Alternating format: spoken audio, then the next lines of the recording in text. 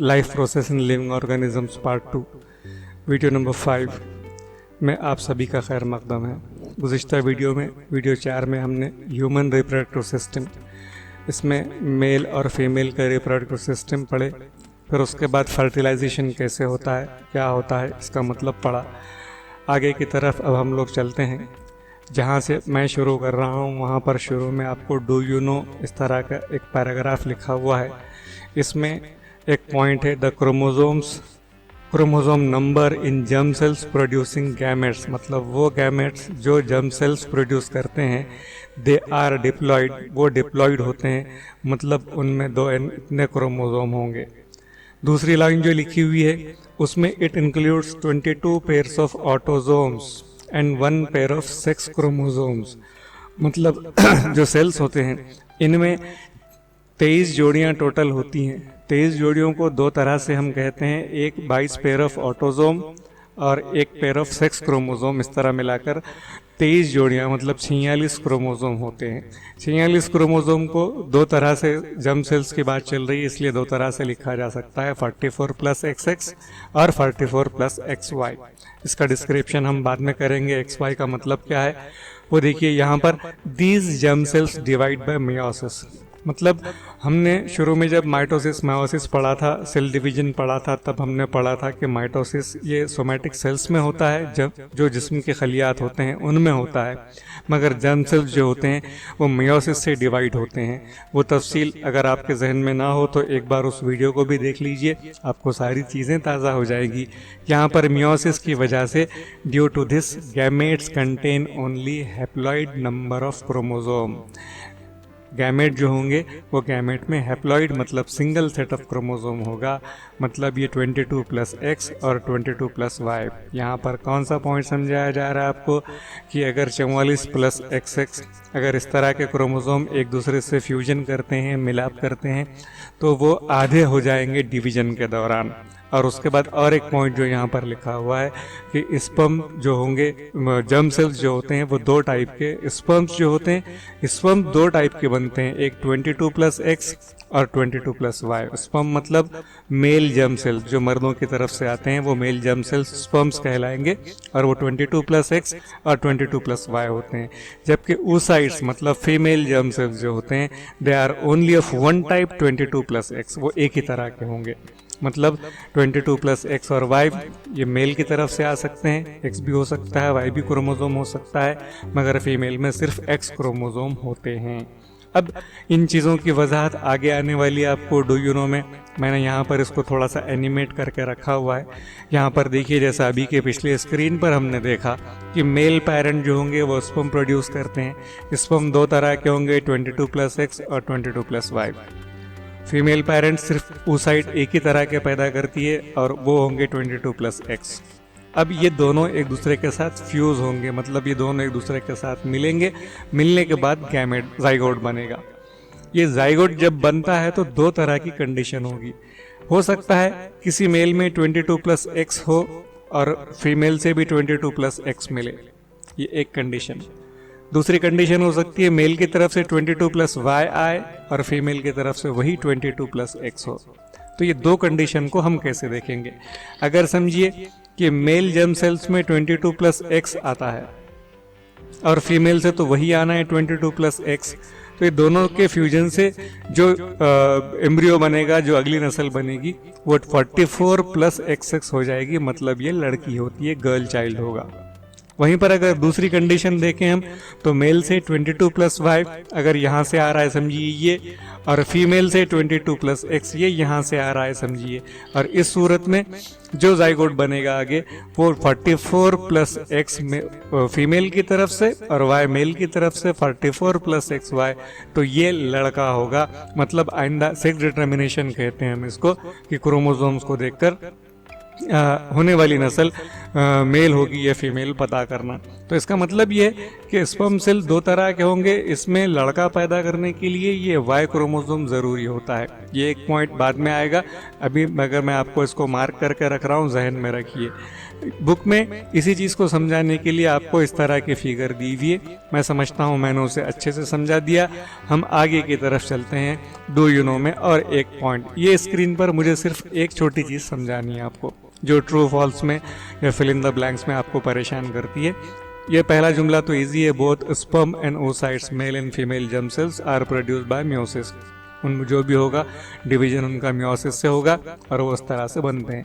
मगर क्या in case of sperms, यहाँ पर ध्यान दीजिए कि स्पर्म की बात चल रही है, तो ये process of meiotic division is completed before, कि इनमें meiotic division completed before the sperm leave male reproductive tract. मतलब वो जिस्म से बाहर निकलने से पहले ही उसका मेयोटिक डिवीजन कंप्लीट हो जाएगा। But however in case of oocytes मतलब फीमेल जर्म सेल्स में ध्यान दीजिए कि meiotic division completes after ovulation. यहाँ पर बिफोर द स्पर्म लीव्स, ये छोटी सी कंफ्यूजिंग चीज़ें होती हैं कि जिस्म से बाहर निकलने से पहले मेल जर्म सेल्स जो है तो उनका डिवीजन कंप्लीट होगा, मगर फीमेल जर्म सेल्स में जो है तो ओव्यूलेशन के बाद जो तो उनका डिवीजन कंप्लीट होता है ड्यूरिंग फर्टिलाइजेशन इन ओविडक्ट। तो ये एक पॉइंट के लिए मैंने बुक का ये पैराग्राफ आपके सामने रखा था। अब आगे चलते हैं उसके बाद डेवलपमेंट एंड बर्थ। यहाँ पर भी वही दो चीज़ें जो अब तक हम बात कर चुके हैं उन्हीं को समझाया गया है कि द जाइगोट फॉर्म्ड, मेल और फीमेल जर्म सेल्स मिलकर जो बनाएंगे वो जाइगोट आफ्टर फर्टिलाइजेशन, मिलाप के बाद इन ओविडक्ट। ओविडक्ट आपको पिछली फिगर याद होगी फीमेल रिप्रोडक्टिव सिस्टम की, यहाँ पर हम और देखने वाले हैं। तो ओवरी से निकलने वाली एक नली जिसे ओविडक्ट कहा जाता है, इसमें माइटोटिक डिवीजन बार बार होता है और फिर वो जाइगोट एक एम्ब्रियो की शक्ल में, एम्ब्रियोलॉजिकल स्टेज साइंस टू के चैप्टर 1 से पढ़ रहे हैं हम लोग कि हम पैदाइश से पहले अपने माँ के रहम में जिस हाल में होते हैं वो हम एम्ब्रियोलॉजिकल स्टेज कहलाते हैं। तो एम्ब्रियो बनता है। आगे mean while it is pushed, तो ये जो एम्ब्रियो बनता है ये आहिस्ता आहिस्ता यूटेरस से यूटेरस की तरफ धकेला जाता है। अंदर सीलिया लाइक स्ट्रक्चर होंगे ओविडक्ट में, वो ओविडक्ट में उनको धकेल कर जो है तो बाहर लाते हैं यूटेरस में। एक बार यूटेरस पहुंच जाए तो इट इज़ इम्प्लांटेड, ये जाकर यूटेरस में जो बड़ी जगह है उसमें से उसकी दीवार से किसी एक जगह पर जाकर चिपक जाएगा। इसको हम कहते हैं इम्प्लांटेशन।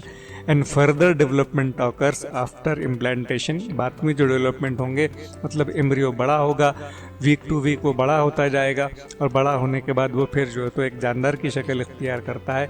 ये सब चीज़ें यूटेरस में होंगी और पहले उसका पहला मरहला होगा इम्प्लांटेशन इन यूटेरस। आगे चलते हैं उसके बाद कि यूटेरस में इम्प्लांट हो गया एम्ब्रियो, जानदार बनना शुरू हो गया, तब उसको अंदर जिंदा रख के खाना और उसको सप्लाई ऑफ फूड यानी न्यूट्रिशन की ज़रूरत होगी। तो कुदरती इंतज़ाम है एक an organ called as placenta. तो प्लेसेंटा नाम का ऑर्गन जुड़ जाता है माँ के ओवरी से, यूटेरस से और बच्चे के फिटस एम्ब्रियो से, और ये जुड़ने के बाद वहाँ से हम अपने माँ के पेट से पैदाइश से पहले तकरीबन 9 महीने या 36 वीक का जो वक्फा होता है वहाँ से हम ग़िज़ा हासिल करते हैं। और last point, embryonic development is completed approximately within 9 months after the fertilisation.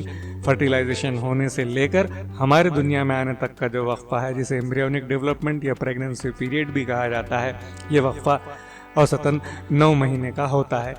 चलिए इसके बाद आगे की तरफ चलते हैं हम लोग। डेवलपमेंट एंड बर्थ में आपको बुक में एक फिगर दी हुई है, फिगर के नीचे टाइटल लगाया हुआ है ग्रोथ ऑफ एन एम्ब्रियो। याद रखिए ये यहाँ पर वीक्स दिखाए हुए हैं कि प्रेगनेंसी पीरियड मतलब हमारा फर्टिलाइजेशन से लेकर एम्ब्रियोलॉजिकल स्टेज कंप्लीट होकर एक नया जानदार नेटल स्टेज जिसे हम कहते हैं वहाँ तक आने तक का वक्फा, ये हम हफ्तों में गिनते हैं। 4 हफ्तों में आप कैसे थे, 8 हफ्तों में आप कैसे थे, तो वहाँ से लेकर 36 हफ्तों में आप जाकर पूरे एक जानदार की शक्ल इख्तियार करते हैं। ये समझाने के लिए ये एक फिगर आपको बुक में दी हुई है। चलते हैं नेक्स्ट उसके बाद के स्क्रीन पर, और यहाँ पर है ऑलवेज रिमेंबर का एक पॉइंट। ये मैंने आपको पहले भी समझा दिया कि जो मेल बेबी या फीमेल बेबी मतलब बॉय चाइल्ड या गर्ल चाइल्ड पैदा होना ये कैसा होता है, सेक्स डिटर्मिनेशन का फिगर हम लोग देखकर आ चुके हैं, स्क्रीन देखकर आ चुके हैं। मैंने यहाँ पर जानबूझकर हाईलाइट करके रखा हुआ the man is totally responsible whether the couple will have a boy और गर्ल चाइल्ड, मतलब किसी माँ के पेट में लड़का है या लड़की, इसकी टोटल जिम्मेदारी, रिस्पॉन्सिबल के वर्ड बुक में लिखे हुए हैं आपके, टोटल जिम्मेदारी वो मर्दों की होती है। क्यों? During zygote formation man contributes either X और Y chromosome. Male germ cell से दो तरह के स्पर्म पैदा होते हैं, हमने देखा कि एक्स और Y to the next generation, but woman contributes only X sex chromosome to the next generation. मतलब फीमेल से सिर्फ एक्स आएंगे, मेल से एक्स भी आ सकते हैं और वाई भी आ सकते हैं। अगर एक्स और एक्स कंबाइन कर लें तो लड़की, एक्स और वाई कंबाइन कर लें तो लड़का। यही चीज़ यहाँ पर लिखी हुई है, at the time of fertilization if X chromosome comes from male the child will be a girl. If Y chromosome comes from the male, then the child will be a boy. तो बाप से अगर Y मिलता है तो लड़का। यहाँ पर ये चीज़ें आपको क्यों समझाई जा रही हैं कि एक गलतफहमी आमतौर पर समाज में फैली हुई है। दो चीज़ों की तरफ ध्यान होना चाहिए आपका, जिसमें पहला यहाँ लिखा हुआ है फीमेल फिटिसाइड। फीमेल फिटिसाइड का मतलब क्या होगा? फिटिसाइड फीटस के कहेंगे, फिटिसाइड मतलब स्त्री भ्रूण हत्या। आप अखबारों में न्यूज़ में देखते हैं कि लड़कियों को पैदा होने से पहले माँ के पेट में मार दिया जाता है, जिसे फीमेल फिटिसाइड कहा जाता है। तो उसको रोकना, और इसका सारा इल्ज़ाम आमतौर पर माँओं को दिया जाता है कि इससे लड़कियां पैदा हो रही हैं, जबकि उसमें माँ का कोई कसूर नहीं। अब आप नॉलेज वाले हो गए। इसको पैदा करने के लिए वाई क्रोमोसोम की ज़रूरत होती है लड़का पैदा करने के लिए, और वाई क्रोमोसोम सिर्फ मेल जर्म सेल से यानी स्पर्म्स में आएगा, मतलब बाप के हाथ में होगा कि लड़का पैदा होगा या लड़की। फिर इसके बाद नेक्स्ट आगे की स्क्रीन पर चलते हैं। अब हम शुरू करते हैं मेंस्ट्रुअल साइकिल्स। मेंस्ट्रुअल साइकिल्स क्या है? तो at the age of puberty, ब्लूगत, जब बच्ची 12-13 साल की हो जाती है तो इसके reproductive system undergo some changes. उसका जो रिप्रोडक्टिव सिस्टम है, फीमेल रिप्रोडक्टिव सिस्टम, वो कुछ तब्दीलियों से गुजरता है। And those changes repeat at the interval of every 28 to 30 days. और ये जो चेंजेस होंगे हर 28 दिन के बाद, 30 दिन के बाद दोहराए जाते हैं। These repetitive changes are called as menstrual cycles. तो ये जो चेंजेस होंगे बार बार दोहराए जाते हैं, इसलिए इन्हें हम मेंस्ट्रुअल साइकिल्स कहते हैं। दूसरी चीज़, इसको मैंने और सिंपल करके लिखने की कोशिश की है। It can be said that, ये कहा जा सकता है, A single ovum in ovary is produced in each 28 days। हमको यहाँ पर मालूम होना चाहिए कि एक वक्त में हज़ारों स्पर्म सेल्स पैदा होते हैं, लाखों मिलियन हो सकते हैं वो, मगर फीमेल से कभी भी एक ही ओवम पैदा होता है, महीने में एक। महीने में भी कब होगा वो एवोल्यूशन पीरियड में हम देखने वाले हैं, लेकिन वो एक पैदा होता है। वो अगर स्पर्म से मिल गया, इफ़ इट इज़ फर्टिलाइज्ड, तो मेंस्ट्रुएशन बंद हो जाते हैं और प्रेगनेंसी स्टार्ट होती है। But when it is not fertilized, अगर वो फर्टिलाइज नहीं होता है तो उस सूरत में वो जो ओवम है वो डिस्ट्रॉय होता है, मतलब जिस्म के अंदर मर जाता है, और उसको जिस्म से बाहर निकालने की प्रोसेस हर महीना रिपीट होती है। इसलिए इसको हम साइकिल कहते हैं। राइट, आगे चलते हैं। इसके बाद फिर हम लोग मेंस्ट्रुएशन में साइकिल का मतलब क्या। तो यहाँ पर आपको शुरू में मैंने 4 हार्मोन के नाम लिख के रखे हैं, 4 अलग अलग रंगों में, ताकि आपके जहन में बैठे। नंबर 1 फॉलिकल स्टिमुलेटिंग हार्मोन, इसको शॉर्ट में FSH कहा जाता है। अब इसका मतलब भी समझ लीजिए आप कि फॉलिकल मतलब क्या। तो ये ओवरी में नापुख्ता अंडे, जिसको हम बोलेंगे छोटे से, इस तरह का एक स्ट्रक्चर रहेगा, उसके अंदर एक छोटा सा oocyte यानी फीमेल जर्म सेल्स होगा, और वो पुख्ता नहीं, मैच्योर नहीं होते, वो ओवरी में पड़े हुए होंगे। तो ये फॉलिकल होंगे। इनको आगे बढ़ाकर मैच्योर करने का काम ये फॉलिकल स्टिमुलेट करना, उनको तहरीक देना, तो वो हार्मोन फॉलिकल स्टिमुलेटिंग हार्मोन कहलाएगा। वहीं दूसरा हार्मोन का नाम ल्यूटेनाइजिंग हार्मोन, तीसरा एस्ट्रोजन एंड प्रोजेस्टेरॉन। ये 2-3 के बारे में हम लोग पहले से पढ़ के आ रहे हैं। तो 4 हार्मोन हैं, चारों के काम आपको, मैं जब स्क्रीन आपके सामने आएंगे मैं आपको बोलता जाऊंगा। अगर आपको वीडियो समझ गया तो आप एक छोटा सा काम कीजिए कि मेंस्ट्रुअल साइकिल के 4 फेज कौन से हैं और फिर उसके बाद 4 हार्मोन कौन से हैं, और फिर उन चारों के काम क्या हैं, क्या काम करते हैं। अगर आपने ये लिख दिया तो समझिए कि वीडियो आपको पूरी तरह समझ में आ गया। चलते हैं 4 हार्मोन के नाम देखने के बाद आगे की तरफ। बुक में इस तरह की फिगर दी हुई है। फिगर का डिस्क्रिप्शन हम आगे स्टेप बाय स्टेप करेंगे, एक वक्त नहीं करेंगे, लेकिन फिलहाल सिर्फ ये जहन में रखिए कि यहाँ पर ये जो इस तरह का रेड एरिया आपको यहाँ पर दिख रहा है, ये एंडोमेट्रियम का रीजेनरेशन डीजेनरेशन बोलने वाला हूँ मैं उसको। इसका बाद में उससे ज़्यादा जिक्र नहीं करेंगे, ग्राफिकल रिप्रेजेंटेशन की तरह है ये। और यहाँ पर शुरू में 1 से 28 के दिन लगे हुए हैं, फिर ये अगला पीरियड 1-2 के 2 दिन यहाँ पर, मतलब 30 दिन पूरे एक महीने का हिसाब किताब यहाँ पर लिखा हुआ है। चलते हैं इसको सिंपल करके समझने के लिए। यहाँ पर फिर रिपीट कर दूं कि ये जो सिस्टम है, ये एंडोमेट्रियम रीजनरेशन एंड डीजनरेशन का ग्राफ यहाँ पर है। बाकी मेंस्ट्रुएशन में आपको ये इतनी चीज़ें पढ़नी हैं, इनको एक एक स्टेप से देखते हैं हम लोग। और वो स्टेप में से पहली चीज़ कि मेंस्ट्रुअल साइकिल के 4 फेजेस होंगे। पहला फेज़ पीरियड ऑफ मेंस्ट्रुएशन, मतलब ब्लीडिंग का पीरियड होता है ये। जिस दिन ब्लीडिंग स्टार्ट हो गई वो आपका साइकिल का पहला दिन। उसके बाद सेकेंड जो वक्फा आएगा, period of regeneration of endometrium. Endometrium क्या है ये भी हम समझेंगे, फिर रीजनरेशन क्या है वो भी समझेंगे हम लोग उसमें। तो ये 1 से 5 दिन मेंस्ट्रुअल पीरियड होता है पहला, तो ये 1 से 5 दिन का वक्फा। फिर पीरियड ऑफ रीजनरेशन स्टार्ट होता है 5वें से नॉर्मली 14th डे तक, 14वें दिन तक। 14वें दिन क्या होगा फिर?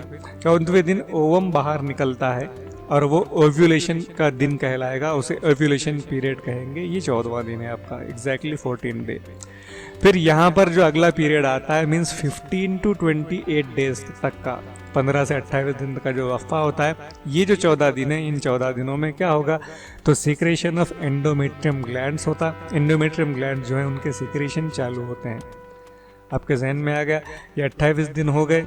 अगर यहाँ पर ये साइकिल कट हो जाएगा, अगर फर्टिलाइजेशन होता है, मतलब अगला पीरियड नहीं आएगा, और अगर फर्टिलाइजेशन नहीं हुआ तो मतलब फिर ये अगला साइकिल यहाँ से शुरू होगा, पीरियड ऑफ मेंस्ट्रुएशन का। इस तरह ये साइकिल कंप्लीट होते हैं। तो 4 फेजेस हम लोगों ने देखे, वही नाम मैंने यहाँ पे लिखे हुए हैं। अब 1-2 फिगर देख लेंगे जो आपको बार बार बीच में आने वाले हैं। जिसमें पहला पिट्यूटरी ग्लैंड्स का, मतलब ये इंसानी दिमाग के अंदर का ये हिस्सा, दिमाग के निचले हिस्से में जो है तो ग्लैंड्स होते हैं हमारे, पिट्यूटरी ग्लैंड्स। इनका काम है 2 हार्मोन पैदा करना, एक फॉलिकल स्टिमुलेटिंग हार्मोन और उसके बाद जो है तो दूसरा ल्यूटिनाइजिंग हार्मोन, एक काम। तो ये एक फिगर जहन में रखिए, पिट्यूटरी ग्लैंड्स कहाँ हैं? आपके दिमाग के एकदम अंदरूनी हिस्से में।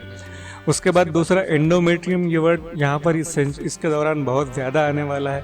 तो ये हमारा यूटेरस, और यूटेरस के अंदर यहाँ पर उसकी एक लेयर होती है इस तरह की पूरी, वो लेयर कहलाएगी इसकी एंडोमेट्रियम। इसको और एक्सप्लेन करना है समझिए तो ये फिगर जहन में लाइए, हमने पहले पढ़ी हुई फिगर है, ये एक ओवरी, उसी तरह की और एक ओवरी यहाँ पे हमने इसको कट करके उसका अंदर का हिस्सा आपको बताया हुआ है। तो एक पेयर ऑफ ओवरी के बाद हमने इसको पहले वीडियो में कहा था फनल लाइक स्ट्रक्चर। फिर ये जो ट्यूब है ओविडक्ट या फेलोपियन ट्यूब कहलाती है। फिर यहाँ से आके ये सारा हिस्सा कहलाएगा यूटेरस, और यूटेरस के ये अंदर जो है तो ये हिस्सा कहलाएगा एक लेयर पूरी उसकी एंडोमेट्रियम। फिर ये वजाइनल कैविटी, यहाँ से जो है तो या तो स्पर्म अंदर आएगा या फिर यहाँ से जो है तो डिस्ट्रॉयड oocyte है वो जिस्म से बाहर जाता है, तो ये रिप्रोडक्शन में भी काम करती है। फिर इसके बाद नेक्स्ट चलते हैं हम लोग आगे की तरफ मेंस्ट्रुएशन में। ये होता क्या है? सबसे पहला काम, pituitary gland secret follicle stimulating hormone and luteinizing hormone, 2 काम होते हैं। असल में शुरू होता है पहला है फॉलिकल स्टिमुलेटिंग हार्मोन से। इसमें क्या होगा? तो इसमें जो फॉलिकल्स हैं, मैंने आपको मतलब समझाया कि नापुख्ता अंडे हैं, in the ovary start to develop along with the oocytes, कि ये एक फॉलिकल की फिगर है। इसके अंदर ये जो नीला वाला आपको नज़र आ रहा है ये इसका oocyte है। ध्यान से देखिए, ये समझिए इमैच्योर है, नापुख्ता है। फॉलिकल स्टिमुलेटिंग हार्मोन इसको स्टिमुलेट करता है। स्टिमुलेट करने पर फॉलिकल्स में से कोई एक मैच्योरिटी की तरफ जाएगा, मतलब वो बड़ा होगा। बड़ा होने के बाद फिर इसके अंदर चेंजेस होकर ये मैच्योर यहाँ तक आ जाएगा। इसको बोलेंगे developed along with the oocyte present. Development जो होगा ये 3 फेजेस में होता है। यहाँ पर गौर कीजिए कि oocyte को अब बाहर निकलने के लिए रास्ता यहाँ पर बन रहा है। तो अगली स्टेज में क्या होगा, अगली स्टेज में ये जो फॉलिकल है ये फॉलिकल बर्स्ट होता है और बर्स्ट होकर यहाँ पर ये जो oocyte है ये oocyte यहाँ से फॉलिकल से बाहर निकलना शुरू होता है। तो पहला काम FSH का क्या करेगा, फॉलिकल्स को डेवलप करने के लिए, उनको मैच्योर करने के लिए स्टिमुलेट करने का काम करेगा एक। बाकी जो बर्स्टिंग का पीरियड है ये दूसरा हार्मोन का काम है, उसको अगले स्टेज पर देखते हैं हम लोग। क्या होगा ये देखिए, this developing follicle secretes oestrogen, दूसरा हार्मोन आ गया। पहला FSH का काम हुआ, दूसरा कि फॉलिकल जो होते हैं वो एस्ट्रोजन सीक्रेट करते हैं। एस्ट्रोजन क्या करेंगे, तो endometrium of the uterus starts to develop during first cycle. अगर फर्स्ट साइकिल है तो यूटेरस में एंडोमेट्रियम डेवलप होना शुरू होगा, और अगर समझिए फर्स्ट नहीं है उसके बाद के साइकिल्स हैं तो एंडोमेट्रियम रीजनरेट होगा। री पर ध्यान दीजिए, इसके बाद में डीजनरेट भी बोलने वाला हूँ आपको। तो रीजनरेट होना शुरू होगा under the effect of oestrogen. पहला काम FSH का हुआ, उसने लाकर मैच्योर कर दिया। मैच्योर करने के बाद एंडोमेट्रियम से जो फॉलिकल्स हैं वो एस्ट्रोजन सीक्रेट करना शुरू करते हैं, जिसकी वजह से एंडोमेट्रियम रीजनरेट या डीजनरेट होना शुरू होता है। फिर दूसरा, डेवलपिंग फॉलिकल कंप्लीट्स इस डेवलपमेंट, वो बड़ा हो जाएगा। अभी हमने देखा it burst under the effect of luteinising hormone. तीसरे हार्मोन का काम आ गया। तीसरे हार्मोन में ये पहला FSH की मदद से ये 3 काम हो गए। फिर चौथा काम जो होगा बर्स्ट का, ये आ गया LH की मदद से, और फॉलिकल आ गया जिसम से बाहर, फॉलिकल से बाहर आ गया oocyte, और ये oocyte यहाँ से रिलीज कर दिया जाता है। इसे ओव्यूलेशन कहते हैं। ये मेंस्ट्रुएशन का 14th डे है। यहाँ पर ब्लीडिंग स्टार्ट हुई, फिर उसके बाद 1 से 5 दिन ब्लीडिंग चली, फिर 6 से 14 दिन जब चलेगा ये पीरियड जो है तो रीजनरेशन ऑफ एंडोमेट्रियम का था। उसके बाद ये ओव्यूलेशन आ गया। अब हम क्या होता है आगे, एंडोमेट्रियल ग्लैंड्स का सीक्रेशन वाला फेस पढ़ने वाले हैं आगे। इसमें जहन में रखिए, ये समझिए कि oocyte फॉलिकल से बाहर निकल गया। निकलने के बाद ये जो बचा हुआ हिस्सा है इसको कहते हैं हम लोग कॉर्पस ल्यूटियम। ये कॉर्पस ल्यूटियम क्या करता है, it starts to secrete progesterone, चौथा हार्मोन। ये प्रोजेस्टेरॉन खारिज करना शुरू करता है अपनी शक्ल बदल के। उसकी शक्ल थोड़ी सी बदल जाएगी, इस तरह से हो जाएगी, और प्रोजेस्टेरॉन खारिज करेगा। Endometrial glands secrete their secretion under the effect of progesterone. ये प्रोजेस्टेरॉन क्या करते हैं, इसके असर के तहत एंडोमेट्रियल ग्लैंड्स के सीक्रेशन शुरू होते हैं। और वो एंडोमेट्रियल ग्लैंड्स का सीक्रेशन कहाँ ज़रूरी है, such endometrium is ready for implantation of embryo. अगर इस तरह की हालत अगर है तो फर्टिलाइजेशन अगर हो जाए, ये जो यहाँ से oocyte निकला था इसका अगर स्पर्म सेल से फ्यूजन हो जाए तो फिर एंडोमेट्रियम तैयार होता है एम्ब्रियो को पकड़ के रखने के लिए, मतलब प्रेगनेंसी स्टार्ट करने के लिए।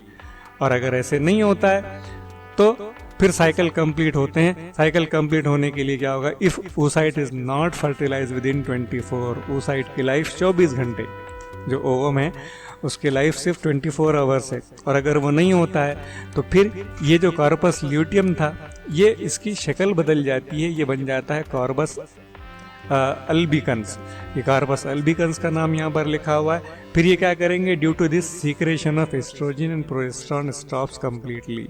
मतलब अगर अल्बिकन बन गया तो एस्ट्रोजन प्रोड्यूस होना बंद हो जाएगा।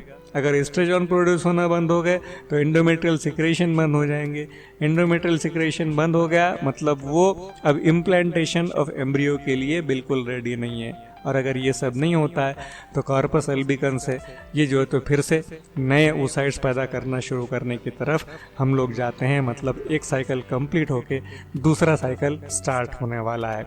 तो ये हो गया मेंस्ट्रुअल साइकिल में। यहाँ पर मैंने वही लिखा हुआ है, एंडोमेट्रियम स्टार्ट टू डिजेनरेट, वो डिजेनरेट होना शुरू हो जाएगा in absence of these 2 hormones जो मैंने अभी आपको बताया। Tissues of degenerating endometrium and unfertilised ovum are discarded out through vagina. मतलब जो ब्लीडिंग होती है वो क्या होता है, तो कुदरती निज़ाम है अनफर्टिलाइज्ड ओवम को और जो डीजेनरेट होने वाला एंडोमेट्रियम है उसको, दोनों को जिस्म से बाहर निकालना। इसके साथ खून शामिल होता है, इसलिए it accompanied with the continuous bleeding. लगातार ब्लीडिंग होती है और ये प्रोसेस लगातार रिपीट चलता रहेगा। इसे हम मेंस्ट्रुएशन या मेंस्ट्रुअल साइकिल्स भी कहते हैं। फिर और एक चीज़ यहाँ पर आपको दी हुई है जो हम पहले भी बात कर चुके हैं कि unless the oocyte is fertilized and embryo is implanted this process is repeated every month. Menstruation चालू रहेगा अगर फर्टिलाइजेशन नहीं होता है, मतलब प्रेगनेंसी अगर नहीं होती है तो, या फिर मेंस्ट्रुएशन टेम्पररीली स्टॉप हो जाएगा अगर प्रेगनेंसी होती है। तो repetition of the cycle is temporarily stopped till the parturition and thereafter period of breast feeding. तो प्रेगनेंसी में मेंस्ट्रुएशन बंद होते हैं, प्रेगनेंसी के बाद डिलीवरी हो जाए और उसके बाद माँ अगर लगातार अपने बच्चे को दूध पिलाती है, लैक्टेटिंग मदर्स बोलते हैं उसको हम, या ब्रेस्ट फीडिंग बोलते हैं, बच्चों को दूध पिलाना, इस दौरान भी साइकिल्स टेम्पररीली बंद होते हैं। आगे menstrual cycle is a natural process, ये कुदरती तरीक़ा है। Women experience severe pains during this period, इस दौरान औरतों को या वीमेन को, लेडीज़ को बहुत तकलीफ होती है। सीवियर वीकनेस इज फेल्ट, उन्हें बहुत कमज़ोरी भी महसूस होती है ड्यू टू हेवी ब्लीडिंग ज़्यादा हो जाने की वजह से। आगे दो और चीज़ें दी हुई छोटी छोटी, there is a higher possibility of infections too, इस दौरान उनको इन्फेक्शन होने के ज़्यादा चांसेस होते हैं। Due to all such reasons there is need of rest, इस दौरान उनको वीकनेस के लिए आराम और इन्फेक्शन से बचने के लिए पर्सनल हाइजीन की ज़रूरत होती है। Here we complete the menstrual cycles. अब इसके बाद एक चीज़ छोटी सी आपको वीडियो में बची हुई है और वह है रिप्रोडक्शन इन मॉडर्न टेक्नोलॉजी। उस एक चीज़ को ख़त्म करके मैं इस चैप्टर को life process in living organism part 2 को भी ख़त्म कर दूंगा। इस तरह हम साइंस सेकेंड के 3 चैप्टर कंप्लीट करते हैं। वीडियो देखते रहिए, पॉइंट्स बनाते रहिए, दिए गए काम करते रहिए। बहुत जल्द आपके एग्ज़ाम्स भी डिक्लेयर हो सकते हैं, आप इसलिए तैयारी में लगे रहिए। चैनल को सब्सक्राइब नहीं किया हुआ है तो सब्सक्राइब करके रखिए ताकि आपको आइंदा आने वाले वीडियो वक्त से पहले मिलते जाएं। अपना ध्यान रखिए। अल्लाह हाफ़िज़।